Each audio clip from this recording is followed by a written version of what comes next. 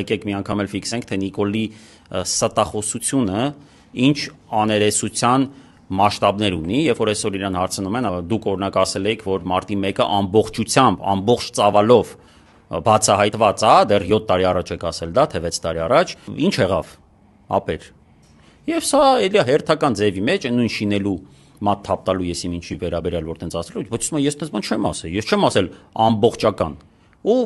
լավ վիդեոին այսօր սարքե, որտեղ մի հատ ինքը ասում է ես չեմ ասել ամբողջական, մի անգամից մտնում է վիդեո, որտեղ ասում է ամբողջ ծավալով։ Էլի ամբողջական, էլի ամբողջ ծավալով։ Մի խոսքով